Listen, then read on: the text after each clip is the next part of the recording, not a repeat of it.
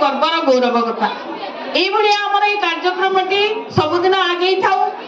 प्रति वर्ष आम समस्ते एकाठी एवं आमर सहयोग सहभागिता विद्यालय उत्सव मुखरित होता पिलाए तुम जान तुलसी दुई पत्र बासे कि पिलांकर अंतर्निहित गुणावली बाल्यावस्थार भी जना पड़ी था किंतु ये व्यक्तित्व विशेष अच्छा जो मैंने कि उपयुक्त स्थान बा उपयुक्त निर्घंट ठीक समय न आसले तार परिस्फुट हुए ना तेणु आम अपेक्षा करबी कार्यक्रम ताले आम आज जो कार्यक्रमटी को आगे नवा से अनेक प्रच्छन पछरे जो हाथ रही अक्लांत परिश्रम से साधुवाद दूची कारण विगत 2 दिन आम विद्यालय घुमाघट भाव सब कार्यक्रम बंदोबस्त करा चली एवं सुरुखुरु कार्यक्रम टी होगला तो आम बर्तमान गोटे छोटिया कहानी में कहूँ जिते तुम जान लक्ष्य हीरा जड़े नारी जी कि गोटे राति रही रंगशाला अन्य लोक मान लक्ष्य हीरा देवाक पड़ता लक्ष्य हीरा देवाक पड़ता से समय निजर पितांकर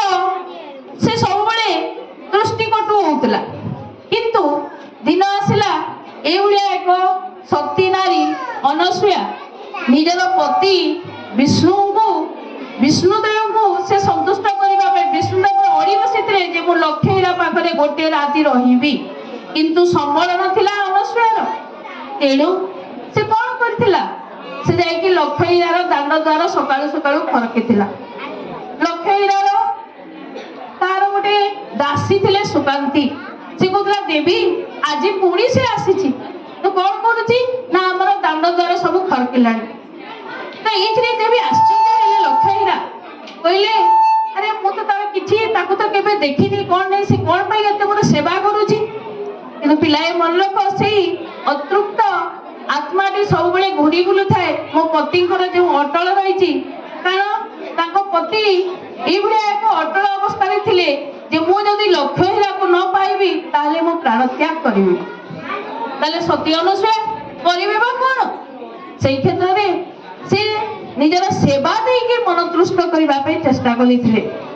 पाखक जो डाकी सती अनुसया को पचारे जे लक्ष्य हीरा जे तुम कौन पाई भौणी मत सेवा करुच से कहले ना देवी मु भंगा कुड़िया खंडित जो आप जाती से रास्ता नदी कूल से मोर घर आपन को एते पाखरु देखि नथिली मुझे देखे आपन को प्रथमे आखि बुड़े देखिला लक्ष्य हीरा प्रकृति में गोटे चावल रे गढ़ा और लक्ष्य हीरा प्रतिपादित करुछि तो से लक्ष्य हीरा भी संतुष्ट होते अनुसया प्रति आ भौणी तुम जाओ तुम स्वामी को नहीं आस मो रंगशाला को रात्रि रहाणी करने तो ये जना पाए सेवा कहार मापकाठी नुहे अंतर्जात से देखुंत प्रकृति कौन आमर त्रुटि रही पुरस्कार होती तो किंचन सब ये कहानी को शेष करने पूर्व जिते तुम जान अनसुया एत आत्मविभोर गले से निजर पति को लेकिन फेरी था से अभिशाप पात्र हेले कारण कला चन्न भी देखा जाऊ नथिला तो से अभिशाप देते न पाहु राति न मरुपति एक राति हेउ शपथ राति तो से परिप्रेक्षी एपटे लक्ष्मण शक्तिभेद होता तो शक्तिभेद समय हुए तो लक्ष्मण बंची न था गोटे राति वीर हनुमान आनिकी संजीवनी बूटीटा दे पारि न था किंतु अपर पक्षे सती नारी द्वारा गोटे राति 7 राति द्वारा लक्ष्मण जीवन बंचला एवं से संतुष्ट भगवान विष्णु स्वर्गलोक सशरीर स्वर्ग को डाकी चारिआडे बुले बुले देखी विष्णु पचारे ए स्वर्ग को तो आसिले देवी क्यों कि बार्ता नहीं मर्त्यपुर को फेरी जीव तो सही समय विष्णु को अनसुया कहते गोलक धाम चारिआडे से भगवान विष्णु प्रतिच्छवि देखुची ବିଷ୍ଣୁ କହିଲେ ଏଇ ସାମାନ୍ୟ କଥାରେ ମୁଁ ସନ୍ତୁଷ୍ଟି ହେବି ନାହିଁ। ତମେ କୁହ ଦେବି ଯେ ମର୍ତ୍ତ୍ୟରେ ଏ ରାତି ଏବେ ପାଇବ ନା ଏଭଳି ଶକ୍ତି ସବୁବେଳେ ଜଗିଥିବ। ତ ସେଇ ସମୟରେ ମନସୁଆ ଶେଷରେ ସେ କହିଲେ ଯେ